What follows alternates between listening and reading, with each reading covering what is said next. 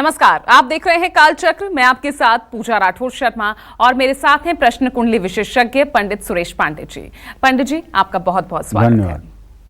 खराब योगिनी दशा कष्ट बढ़ा सकती है। शुभ योगिनी दशा राजयोग दे सकती है। समय रहते कर लेंगे योगिनी दशाओं के उपाय तो काल को भी टाल सकते हैं। देखिए काल चक्र। जी हाँ, अब तक कालचक्र में पंडित जी ने आपको महादशाओं, अंतरदशाओं के बारे में तो बताया है, पर क्या आपने कभी योगिनी दशाओं के बारे में सुना है? क्या है ये योगिनी दशा और ये कैसे आपके जीवन और आपके आने वाले कल पर अपना अच्छा या बुरा प्रभाव डाल सकती है?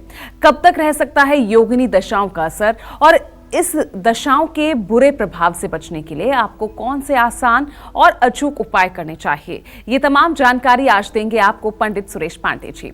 तो आज कालचक्र में लगातार बने रहिएगा हमारे साथ। तो चलिए अब चर्चा की शुरुआत करते हैं। आपने कालचक्र में दिशाओं, महादशाओं के बारे में तो बहुत कुछ सुना होगा, लेकिन आज कालचक्र में पहली बार पंडित जी आपको योगिनी दशाओं के बारे में खास जानकारी दे रहे हैं। तो चलिए अपनी चर्चा को शुरू करते हैं और बात करते हैं योगिनी दशाओं के बारे में। ये कितने प्रकार की होती है और पहली योगिनी दशा आपके जीवन में क्या कुछ बड़ा असर डाल सकती है? आइए जानते हैं इसके बारे में पंडित जी से। तो पंडित जी, सबसे पहले मैं समझना चाहूंगी योगिनी दशा होती क्या है और पहली योगिनी दशा का क्योंकि हम जिक्र कर रहे हैं तो इसका कितना असर हमारी जिंदगी पर पड़ता है? देखो पूजा, आपने बहुत लोगों के बातचीत में सुना होगा कि अगर किसी आदमी का बहुत अच्छा समय चल रहा है तो लोग आम तौर में हिंदुस्तान की भाषा में कहते हैं अमुक आदमी की योगिनी बहुत अच्छी है, और अगर खराब समय चल रहा है, हाँ योगिनी खराब आ गई है जी। तो योगिनी का क्या अर्थ होगा कहने वाले के दिमाग में भी नहीं। योगिनी का क्या अर्थ होगा ये कहने वाला नहीं समझता है, उसका नाम क्या है योगिनी का। लेकिन योगिनी का मतलब यहाँ भाग्य से लिया जाता है। अगर योगिनी अच्छी चल रही है तो मतलब भाग्य बुलंदी पर है, योगिनी खराब है तो मतलब भाग्य नीचे की तरफ है जी। यात्रा प्रकरण में योगिनी का बहुत विचार किया जाता है।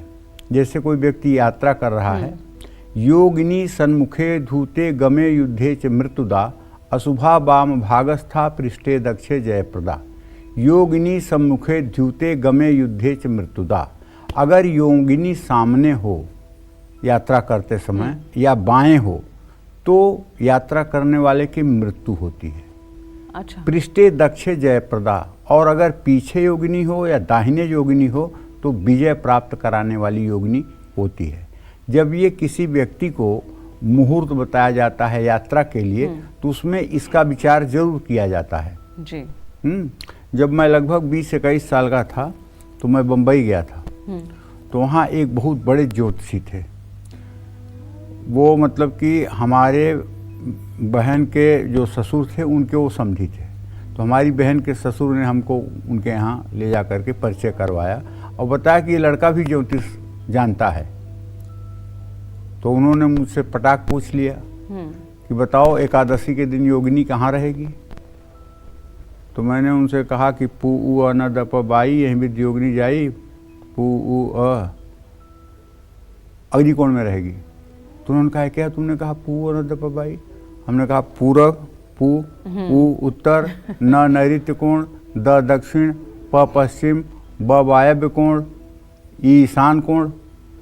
बोले अरे ये क्या तुमने कहाँ से रट लिया? हमने कहा क्या करूँ, मुझे संस्कृत का श्लोक याद नहीं होता है तो मैंने एक एक अक्षर उसका जो है ऐसे जोड़ लिया है। कहे तुमको मैं अब कुछ सिखाने लायक नहीं हूँ, तुम स्वयं रचनाकार हो। लाजवाब। तुम स्वयं रचनाकार हो।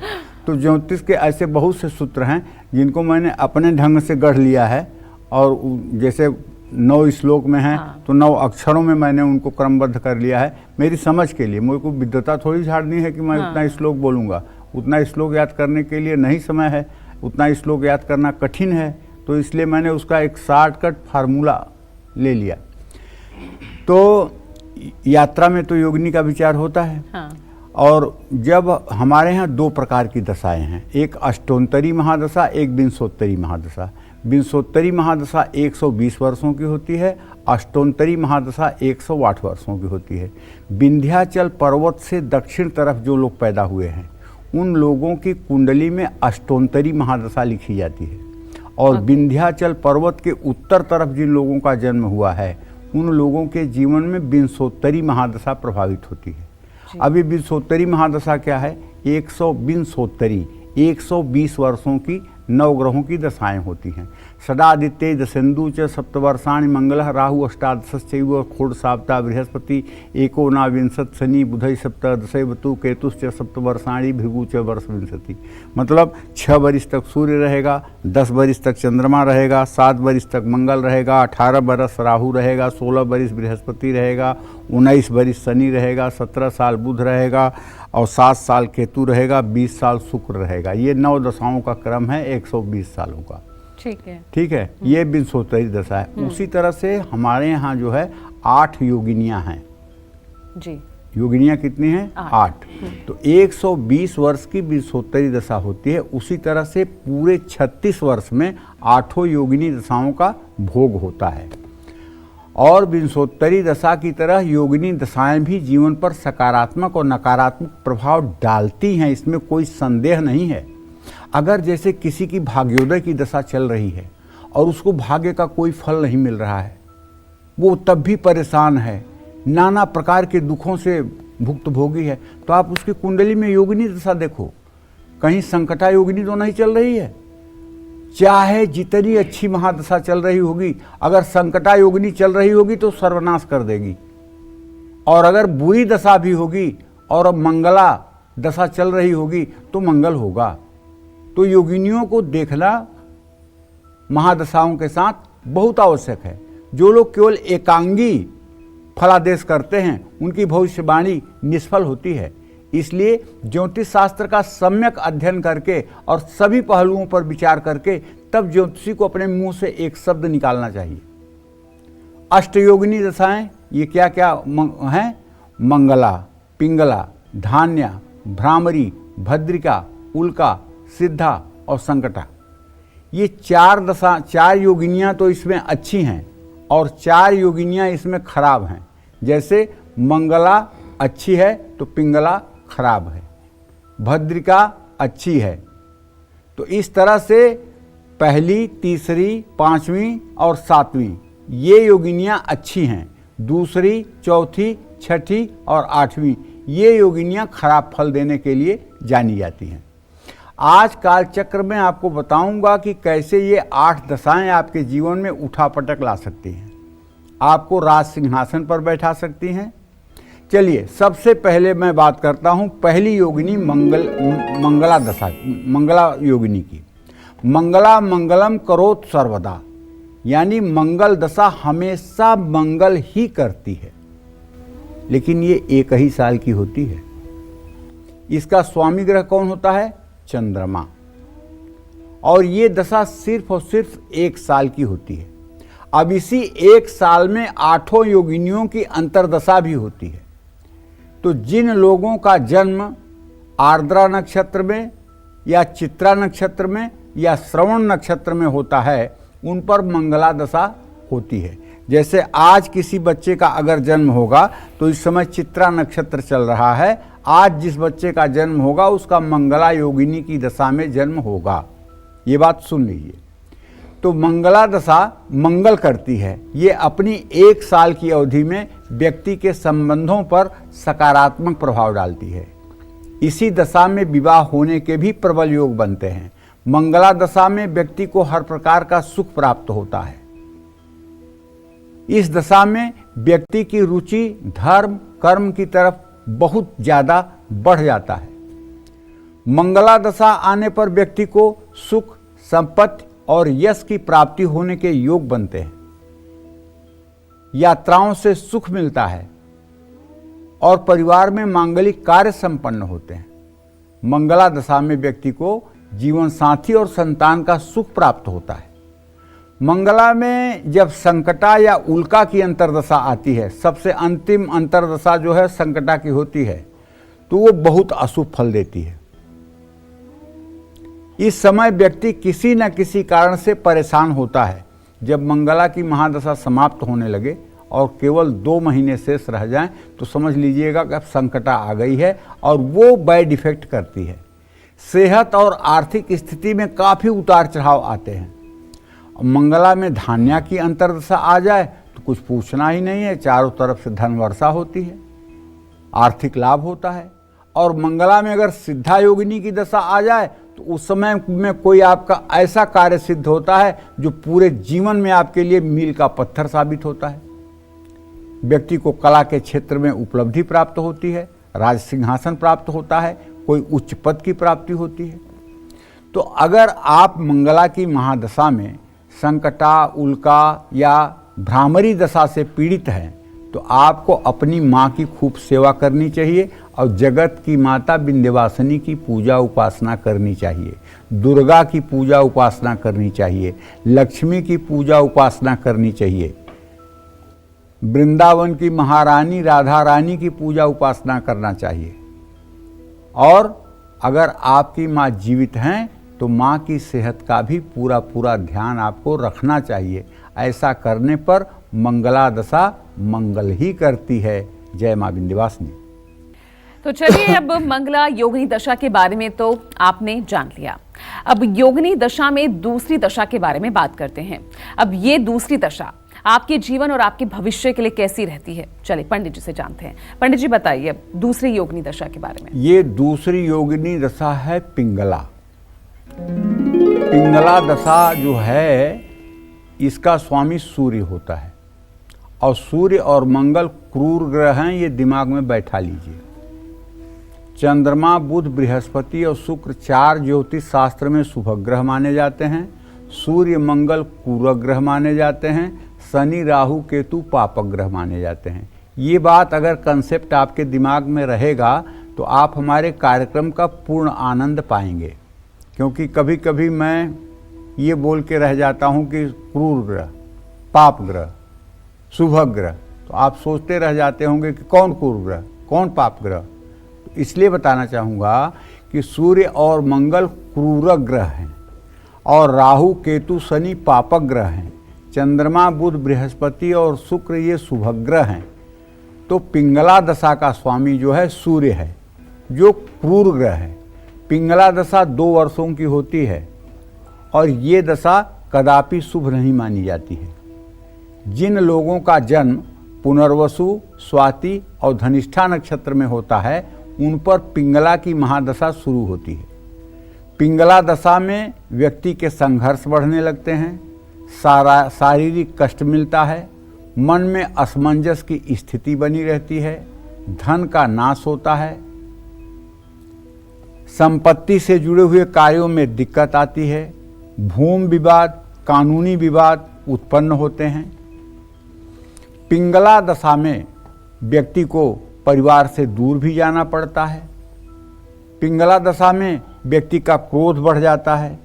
इस दशा में व्यक्ति का झुकाव गलत संगत और गलत कार्यों की तरफ होने लगता है। पिंगला दशा में शरीर में पित्त की अधिकता हो जाती है और पित्त संबंधी रोग हो सकते हैं। इस समय दुर्घटनाएं होने की संभावना बढ़ जाती है। पिंगला दशा व्यक्ति के व्यवहार को बदल देती है। व्यक्ति बहुत रूखा सा हो जाता है, कड़वे वचन बोलने लगता है, अलोकप्रिय हो जाता है, फैसला लेने की क्षमता में कमी आती है और दुर्घटनाएं घटित होती हैं। व्यक्ति संभल कर काम नहीं कर पाता है। पिंगला दशा में पिंगला दशा का अंतर हो तो व्यक्ति बीमारी के कारण डॉक्टरों के ही और अस्पताल के ही चक्कर लगाता है। पिंगला दशा में अगर धान्यांतर दशा का आरंभ हो तो सकारात्मक परिणाम मिलता है। पिंगला दशा में अगर भ्रामरी दशा का अंतर हो तो व्यक्ति को विदेश से लाभ मिलता है।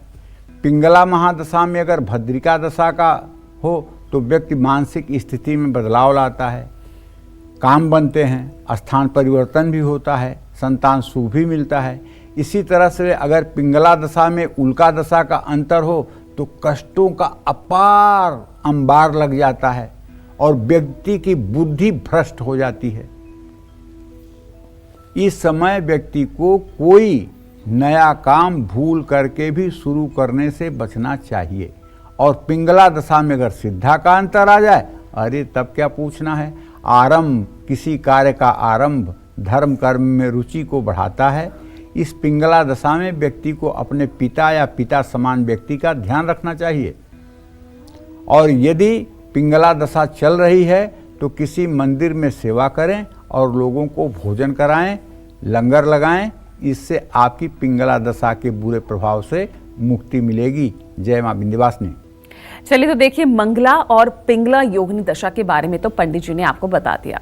अब बात करते हैं योगिनी दशा की तीसरी दशा के बारे में। अब इस दशा का आपके जीवन पर कैसा और कितने समय तक प्रभाव रहता है, और क्या इस दशा से जुड़ी सबसे सटीक और सही जानकारी होगी, आइए जानते हैं पंडित जी से। पंडित जी, मंगला और पिंगला के बाद अब योगिनी दशा की तीसरी दशा। धान्य बहुत अच्छी दशा होती है, सुनने में ही बहुत अच्छा सा लग रहा है। धान्य धान्य योगिनी दशा की तीसरी दशा है धान्य। अगर आपकी जन्म कुंडली में भाग्येश की दशा चल रही है, लग्नेश की दशा चल रही है, या पंचम भावेश की दशा चल रही है, या शुभग्रह की दशा चल रही है, और उसी समय संयोग से धान्य की भी दशा मिल जाए तो सोने पे सुहागा लग जाता है। ये दशा व्यक्ति के जीवन पर 3 साल तक अपना प्रभाव डालती है। धान्य दशा का स्वामी ग्रह बृहस्पति है। जिनका भी जन्म पुष्य नक्षत्र में, विशाखा नक्षत्र में और सद्भिषा नक्षत्र में हुआ है, उनके जीवन की शुरुआत धान्य महादशा से होती है। धान्य का अर्थ है धन, संपत्ति, सुख, सौभाग्य। धान्य दशा के शुरू होते ही 3 सालों के अंदर व्यक्ति का भाग्य पलट जाता है। अलग अलग क्षेत्रों में व्यक्ति को लाभ मिलने लगता है और शत्रु भी मित्र बन जाते हैं। सफलता आपके कदम चूमती है, कारोबार बढ़ता है, ठप कारोबार में भी प्राण आ जाते हैं। धान्य दशा व्यक्ति को सोच विचार करने का पूरा समय देती है और व्यक्ति बहुत ही समझबूझ के साथ जीवन में कोई निर्णय लेता है। जल्दबाजी में कोई गलती करने से बच जाता है। व्यक्ति अगर गलत संगत या गलत कार्य में भी है तो उससे दूरी बनाने की कोशिश करता है। इस दशा में व्यक्ति सही और गलत के बीच भेद करने में सक्षम हो जाता है। ये 3 साल की दशा है। जोखिम उठाने के बाद भी लाभ ही प्राप्त होता है, ये बात समझ लीजिए। असंभव कार्यों को पूर्ण करते हुए यश और सम्मान की प्राप्ति होती है। साथियों का मनोबल बढ़ाने वाला, नौकरी में आपकी पहचान बढ़ती है, आमदनी बढ़ती है, कोई नई जिम्मेदारी मिलती है। लेकिन इस दशा के शुरू होते ही लोगों को झूठे वादे और अभिमान से बचना चाहिए। अगर आप पर धान्य दशा चल रही है तो अपनी क्षमता के अनुसार लोगों की मदद करिए, परोपकार करिए और हो सके तो भगवान श्री हरि विष्णु की पूजा करिए और विष्णु सहस्र नामावली का रोज पाठ करिए।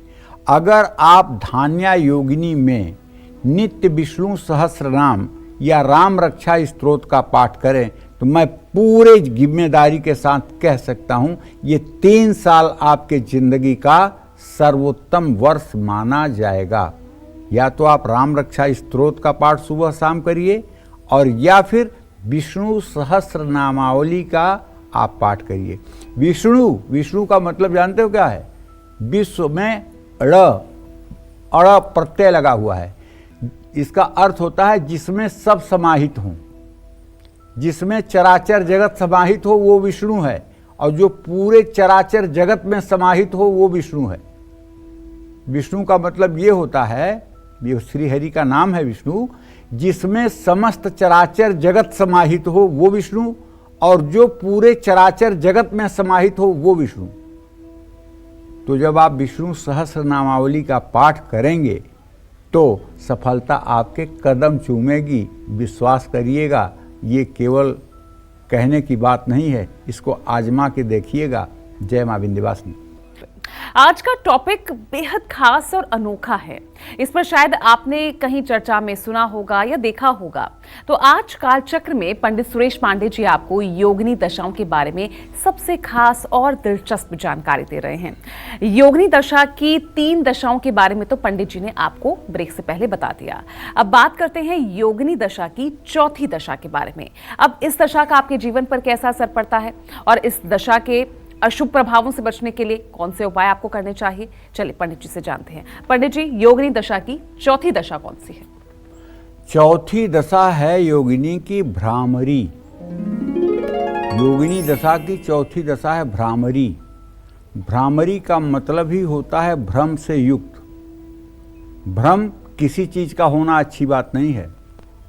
भ्रम मतलब आप दुविधा में हैं। जो सच है वो आप नहीं जानते, जो असत्य है वही आप जानते हैं। भ्रम का मतलब ही यही होता है, और भ्रामरी का मतलब है कि आपको भ्रम के चक्कर में डाल दे। ये 4 वर्ष की दशा होती है। इसका स्वामी ग्रह मंगल है, जो क्रूर ग्रह है। जिनका जन्म अश्विनी, अश्लेषा और अनुराधा और पूर्वा भाद्रपद नक्षत्र में होता है, उनकी जन्मकालिक योगिनी दशा भ्रामरी ही होती है। भ्रामरी दशा को अशुभ ही माना जाता है, ये अच्छी नहीं होती है। लेकिन इस दशा में अगर शुभ अंतरदशा चले तो पूरे 4 साल व्यक्ति को अशुभ प्रभाव नहीं मिलते। जैसे इसमें मंगला की दशा आ जाएगी, धान्या की दशा आ जाएगी, सिद्धा की दशा आ जाएगी, तो वो दशाएं नुकसानदेह नहीं होंगी। लेकिन भ्रामरी दशा में व्यक्ति को अलग अलग कारणों से काफ़ी यात्राएं करनी पड़ती हैं। विदेश यात्रा के भी योग बनते हैं, लेकिन यात्रा में तकलीफें मिलती हैं, यात्रा में कष्ट होते हैं, आर्थिक नुकसान भी होता है। मंगल के प्रभाव के कारण इस दशा में व्यक्ति नौकरी में बदलाव करता है। और जिन लोगों की कुंडली में मंगल दुर्बल है, अस्त है, नीच राशि में है, और उनके लिए तो ये भ्रामरी की दशा जो है प्राणघातक होती है। अग्नि से, विस्फोट से, बारूद से, बम से, बिजली से, आकाशीय बिजली से मृत्यु तक का भय होता है जिन लोगों की कुंडली में मंगल खराब हो। हाँ, अगर मंगल अच्छा है, मंगल लग्नेश, पंचमेश, नवमेश है, मंगल के ऊपर शुभग्रह की दृष्टि है, तो ये भ्रामरी दशा कम अशुभ फल देती है। इस बात को भी ध्यान में देना चाहिए। देखिए, ज्योतिष एक ऐसा विषय है कि अगर सारी चीज़ों को आप संतुलित करके फलादेश करेंगे तभी तो आपकी बात सच होगी। अगर सिर्फ एक चीज़ को, एक ग्रह को देख करके और आप कुछ बोलेंगे और उसके दूसरे पहलू पर विचार नहीं करेंगे तो आपकी बात हवा में उड़ जाएगी। या तो आप किसी को डराने के लिए कुछ बोल रहे हैं, अपना कुछ स्वार्थ सिद्ध करना चाहते हैं, ये बता करके कि आपको काल सर्प दोष है, आपको पितर दोष लग गया है, आपके ऊपर किसी ने कुछ करा दिया है, ये बात बोल सकते हैं। अगर आप ज्योतिष के हिसाब से, शास्त्रों के हिसाब से, शास्त्र मत की बात करेंगे तो निश्चित रूप से आपको सर्वांगीण अध्ययन करना पड़ेगा। योगिनी दशाओं का अध्ययन करना पड़ेगा, महादशा का अध्ययन करना पड़ेगा, उसके बाद ग्रहों की अवस्थाओं का अध्ययन करना पड़ेगा। कौन सा ग्रह किस अवस्था में है, खडबल में किस ग्रह के कितने बल हैं, किस नवांश में वो ग्रह है, और भाव चलित कुंडली में वो ग्रह कहाँ पे स्थित है और किस भाव का कारक है वो। इन सब चीज़ों का जब आप एक सूक्ष्मतर अध्ययन करेंगे तब किसी व्यक्ति के बारे में आप कुछ बता पाएंगे। ब्रह्मा की लिखी हुई भाग्य को बताना कोई इतनी आसान बात नहीं होती है। व्यक्ति का स्वभाव नकारात्मक हो जाता है इस दशा में, और व्यक्ति को क्रोध आता है और वाद विवाद में समय बीत जाता है। आप पर भ्रामरी दशा चल रही है तो अपने मन को शांत रखकर ही कोई महत्वपूर्ण काम करें। ये दशा व्यक्ति को भटकाव की स्थिति में रखती है। भ्रामरी दशा चल रही है तो हनुमान जी की उपासना करें, लाल वस्तुओं का दान करें और मंगल का मंत्र ओम धरणी गर्भ संभूतम विद्युतकांत समप्रभम कुमारम शक्तिहस्तम च मंगलम प्रणमाम्यहम, इस मंत्र का 108 बार 4 सालों तक सुबह नित्य जप करना चाहिए। अगर इस मंत्र का 4 सालों तक एक माला जप आप नित्य करते रहेंगे तो भ्रामरी दशा के काफ़ी अशुभ प्रभावों से आपकी रक्षा होगी। और हनुमान जी की उपासना बिल्कुल बंद नहीं करनी चाहिए। जय मां विंध्यवासिनी। चलिए, तो योगिनी दशा की चौथी दशा यानी भ्रामरी दशा के बारे में आपने जान लिया। अब बात करते हैं योगिनी दशा की 5वीं दशा के बारे में। अब इस दशा का आपके जीवन, परिवार, करियर, फ्यूचर पर कैसा प्रभाव पड़ता है, आइए जानते हैं पंडित जी से। पंडित जी, कैसी है ये योगिनी दशा की 5वीं दशा? अब 5वीं तो मैंने बताया था कि अच्छी होती है। इसका नाम है भद्रिका, यथा नामो तथा गुण।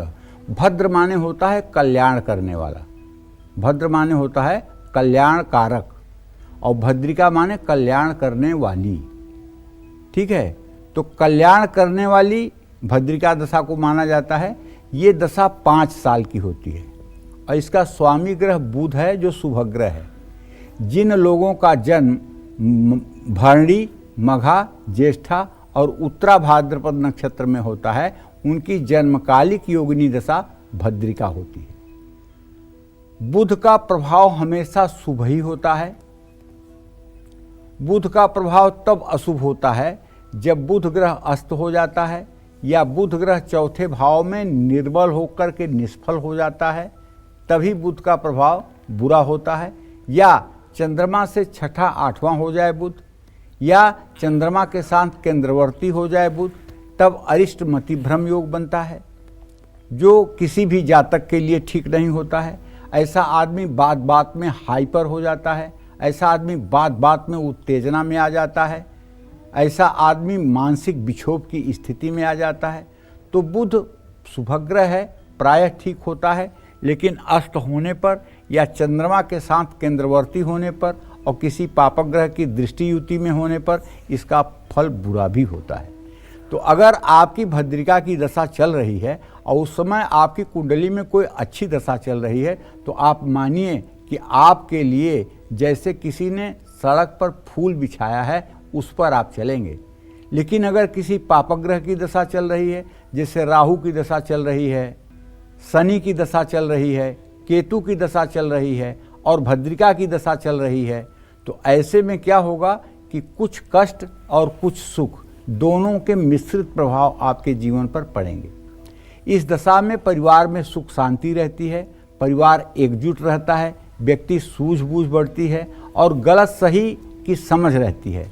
अध्यात्म की तरफ भी व्यक्ति का झुकाव होता है। इसी महादशा में देखा गया है कि लोग भगवत भक्ति की तरफ बहुत तेजी से भागते हैं और लोगों को आध्यात्मिक ज्ञान की जिज्ञासा बढ़ जाती है। ऐसे लोग इसी समय में साधु संगत करते हैं, सत्संग के महात्म को समझते हैं और स्वाध्याय करते हैं। प्रभावशाली लोगों से मिलने का मौका मिलता है, नए और अच्छे संपर्क बनते हैं, जिससे करियर में लाभ मिलता है।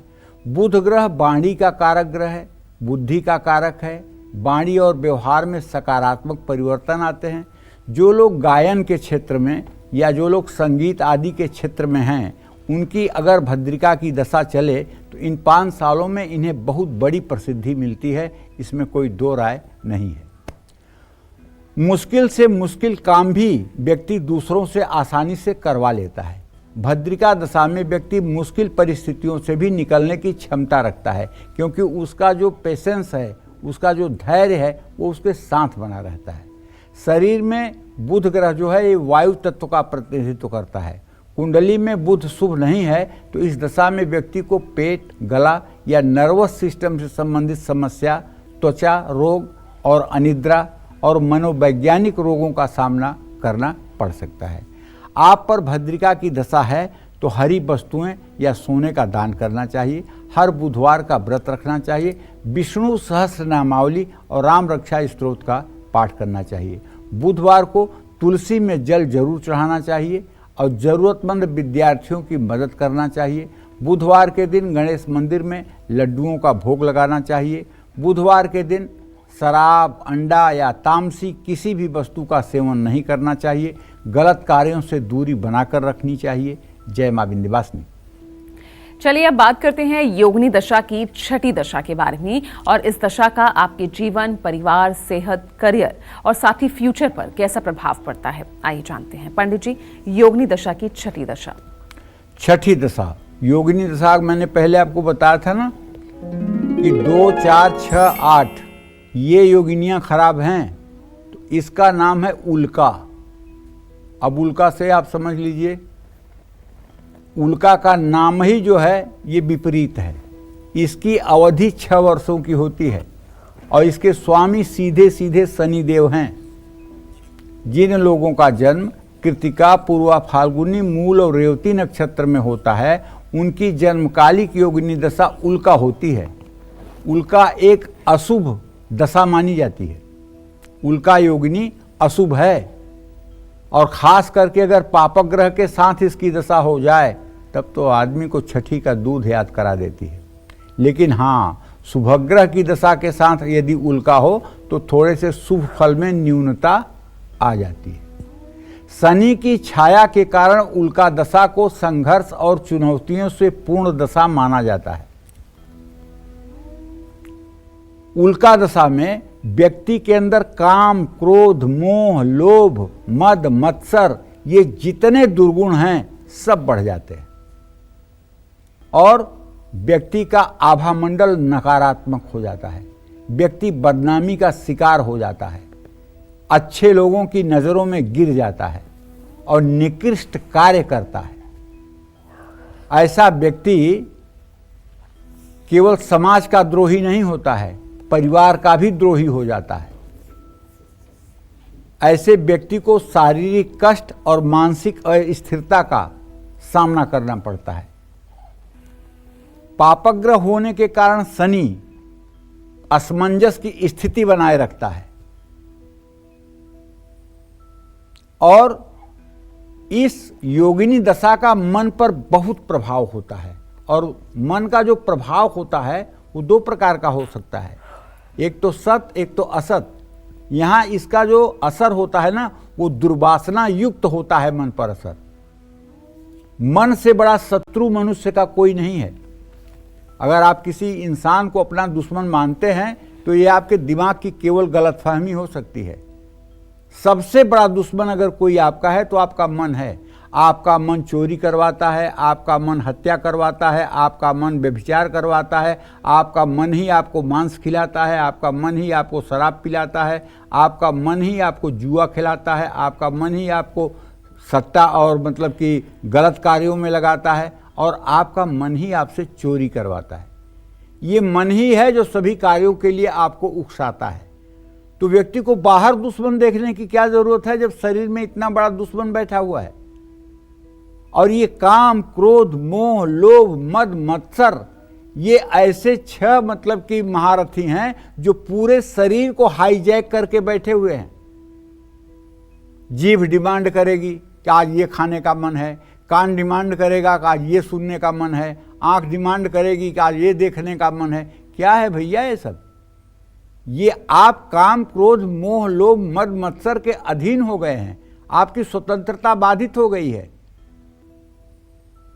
और खास करके उल्का दशा में ये ज्यादा होता है, जिससे धन और मान सम्मान का नाश हो जाता है और उसको रोका नहीं जा सकता है। उल्का दशा का संबंध अग्नि से भी है। ऐसे में ये दशा दुर्घटनाओं को बढ़ाता है। उल्का दशा में लोगों के घरों में आग लग जाती है, दुकान में आग लग जाती है, गाड़ी में आग लग जाती है, आग से परेशानी होती है, व्यक्ति के पैरों में कष्ट हो जाता है, व्यक्ति के पैरों का बड़ा ऑपरेशन हो जाता है, दांत में तकलीफ होती है, अग्नि से कष्ट, दुर्घटना की संभावना बढ़ जाती है। शनि आयु का कारक भी है। ऐसे में अगर कुंडली में शनि अशुभ है तो उल्का दशा का प्रभाव अशुभ ही होता है। देखिए, मैं इसका उपाय तो यह बताऊंगा कि उल्का दशा आने पर शनिवार को जरूरतमंद लोगों की सेवा करनी चाहिए। शनिवार को काले तिल, छाता, काले कपड़े, सरसों के तेल का दान करना चाहिए। शाम को सुंदरकांड का पाठ करना चाहिए। निश्चित रूप से शाम को सुंदरकांड का पाठ करना चाहिए। और आपको किसी भागवतिक व्यक्ति का, किसी साधु संत, किसी सज्जन व्यक्ति का संग साथ कर लेना चाहिए और उसकी बातों को मान करके अपने जीवन को आगे बढ़ाना चाहिए। अपनी बुराइयों को उससे बता देना चाहिए। उसके बात आपके लिए ब्रह्मवाक्य बन जाएंगे और आप बुरे कार्यों पर जाने से रुक जाएंगे। देखिए, मनुष्य जो है ये प्रारब्ध के अधीन नहीं है। ये पशु पंछी जीव 83,99,999 योनियां ये प्रारब्ध के अधीन हैं। लेकिन मनुष्य के पास चूंकि विवेक और बुद्धि होती है, इसलिए मनुष्य चाहे तो अपने प्रारब्ध को बदल सकता है। गीता अध्ययनशीलस्य प्राणायाम परस्य च नैवं सन्ति पापानि पूर्वजन्म कृतानि च। इसका ये सबसे ठोस उदाहरण है। मार्कंडेय जी को 5 साल की आयु मिली थी, लेकिन महामृत्युंजय मंत्र का जप करने से सनत सनंदन सनातन सनत कुमार के आदेश से शिवलिंग पकड़ने के कारण उनकी आयु 5,000 वर्षों की हो गई। तो कहने का मतलब है कि इस मृत्युलोक में आप भी उत्तम आचरण करके, भगवान का भजन संकीर्तन करके, भगवान में अपने आप को समर्पित करके, राग द्वेष से रहित रह करके अगर सुख दुख को भोगने के लिए आप तैयार हो जाएं तो आपके भी दुर्योग को मिटाया जा सकता है। लेकिन इसके लिए आपको भगवत परायण होना पड़ेगा, ईश्वर की शरणागति लेनी पड़ेगी। जो आपके अंदर मैं है, इस मैं को खत्म करना पड़ेगा। This is my responsibility, this is my duty. अरे क्या है, अब पूछो ना तुम्हारे कितने बच्चे हैं? 1। अच्छा, दूसरा कब करोगे? नहीं करूंगा। क्यों? एक की इतनी महंगाई में तो खर्चा नहीं आ रहा है, तो दूसरे का कौन करेगा? अच्छा, तुम कल जियोगे, इसकी गारंटी है? कोरोना में आदमी खटमल की तरह मर रहे थे, कल तुम मर जाओगे तो तुम्हारे एक बच्चे का कौन परवरिश करेगा? कोई जवाब नहीं। तो अगर 2 हो जाएंगे तो अपनी भाग्य लेकर आएंगे। तो इस बात का किसी को ज्ञान नहीं है। सब ये सोच रहे हैं कि ना मैं तो अजर अमर अविनाशी हूं। पैसे के पीछे ऐसे दीवाने हुए हैं कि जैसे सब लेकर जाएंगे। माचिस की तीली भी नहीं जाएगी बच्चों साथ में, एक माचिस की तीली भी आप नहीं लेके जा पाएंगे। इसलिए तिल तिल करके जो जोड़ रहे हो ना, वो सब यहीं रह जाएगा। इसलिए सोच लीजिए, भगवान गिरी करना बंद करिए, मैं मेरी की भावना खत्म करिए। हाँ, जो करेगा ईश्वर करेगा, जो चाहेंगे प्रभु करेंगे, आप केवल कार्य करिए। आप अपने काम को करके भगवान को समर्पित कर दीजिए। जय मां विंध्यवासिनी। तो चलिए बिना वक्त गवाए अब बात कर लेते हैं योगिनी दशा की 7वीं दशा के बारे में। इस दशा का प्रभाव व्यक्ति के जीवन पर कैसा पड़ता है, आइए जानते हैं पंडित जी से। पंडित जी बताइए, योगिनी दशा की ये 7वीं दशा कैसी है? सुपर, सुपर से ऊपर। ये 7वीं दशा का नाम है सिद्धा। यथा नामो तथा गुणः। यहाँ तक डूबता हुआ आदमी हो, नाक तक डूबता हुआ आदमी हो, उसकी भी अगर सिद्धा दशा शुरू हो जाए, उसको भी चमत्कार होगा और वो संकट से उबर जाएगा। इसलिए हर चतुर ज्योतिषी को चाहिए कि महादशाओं का ज्ञान करते समय योगिनियों पर ध्यान जरूर दें। किसी व्यक्ति के जीवन में 2 बार योगिनियों की दशा आती है और किसी व्यक्ति के जीवन में 3 बार योगिनियों का चक्र चलता है। 36 साल की एक योगिनी दशा होती है, 8 योगिनियां मिला करके। और अगर कोई 72 साल के ऊपर का है तो उसकी तीसरे बार का साइकिल जो है योगिनी का चल जाएगा। अगर 36 साल के ऊपर है तो दूसरी साइकिल चल जाएगी। समझ रहे हैं? तो ये सिद्धा दशा ये 7 साल की होती है भैया। और इसका स्वामी ग्रह जो है वो शुक्र है। शुक्र एक शुभग्रह है। शुक्र के कारण ही सिद्धा दशा शुभ और सुख प्रदान करने वाली मानी जाती है। सिद्धा दशा हर तरह से शुभ मानी गई है। इस दशा में नए कार्य आरंभ करने में सफलता मिलती है। जीवन में पहले से अगर कुछ परेशानी चल रही है तो उसमें सब जगह आराम मिलता है। जिन लोगों का जन्म रोहिणी, उत्तरा फाल्गुनी और पूर्वाषाढ़ नक्षत्र में होता है, उनकी जन्मकालिक योगिनी दशा सिद्धा की होती है। सिद्धा दशा में व्यक्ति को उच्च पद की प्राप्ति होती है।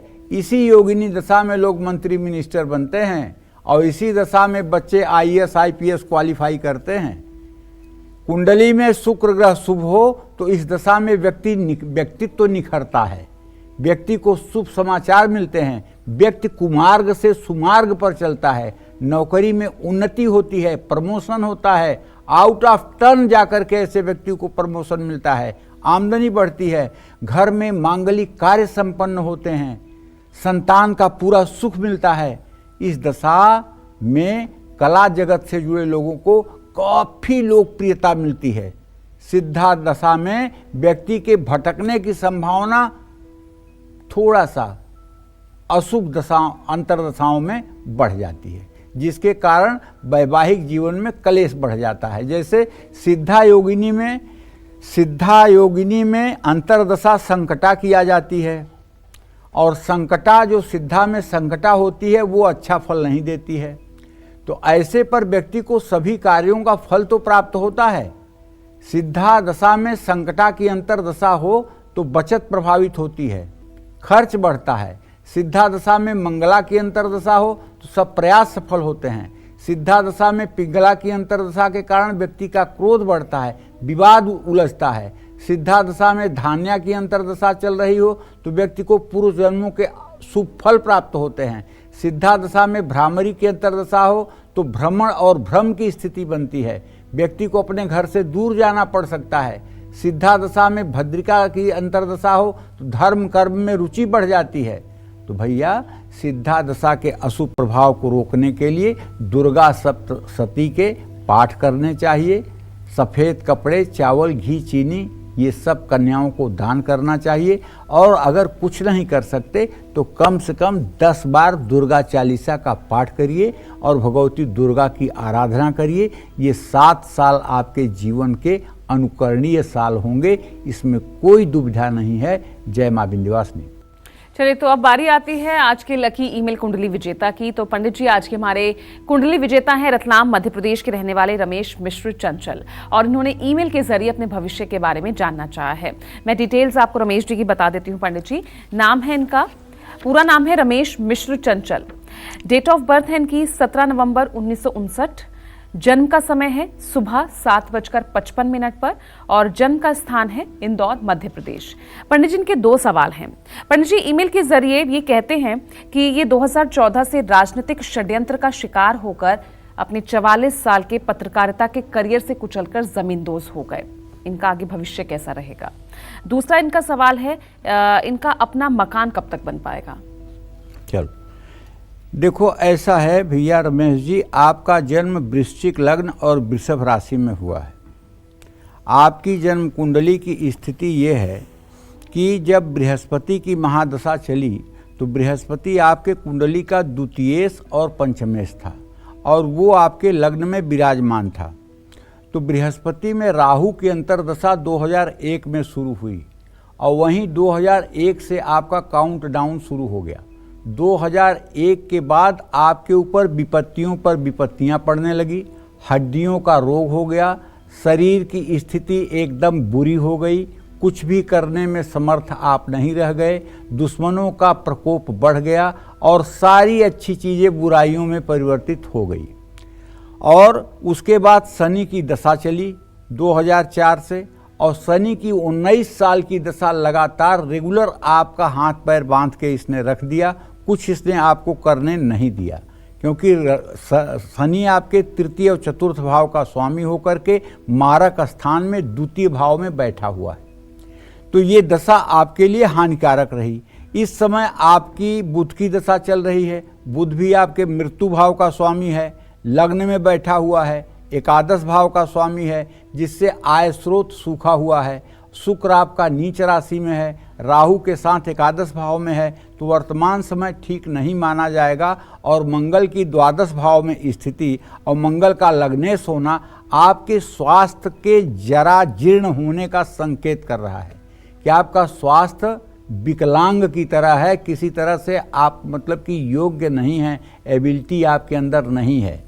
मैं आपसे सिर्फ इतना कहना चाहूँगा कि अगर आप अपने बचे हुए जीवन को ठीक से निकालना चाहते हैं तो आपको चाहिए कि नित्य आप हनुमान चालीसा के 10 पाठ सुबह 10 पाठ शाम करना शुरू करें, वही कुछ चमत्कार आपके जीवन में कर सकते हैं। जहाँ तक मकान का प्रश्न है तो मकान आपके संतान के पुरुषार्थ से बनेगा।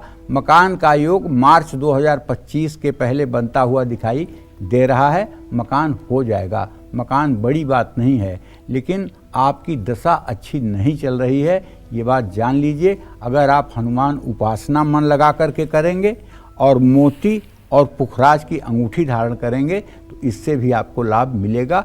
जय मां विंध्यवासिनी। और चलिए अब बात कर लेते हैं योगिनी दशा की 8वीं और अंतिम दशा की। इस दशा में व्यक्ति के करियर, जीवन, सेहत और भविष्य पर कैसा असर पड़ता है, आइए इस बारे में पंडित जी से जानते हैं। पंडित जी, ये 8वीं दशा योगिनी दशा की? देखिए, योगिनी दशा की जो 8वीं और अंतिम दशा है, इसका नाम है संकटा। आप नाम से ही समझ रहे होंगे, यथा नामो तथा गुण। संकटा माने संकट की खान, विपत्ति का खजाना। ये 8 वर्षों की होती है। 36 वर्ष में 8 वर्ष अकेले ये संकट की दशा होती है, संकटा की। और इसका स्वामी ग्रह कौन है मालूम है आपको? इसका स्वामी ग्रह राहु है। राहु के कारण इस दशा को बहुत ही अशुभ माना जाता है।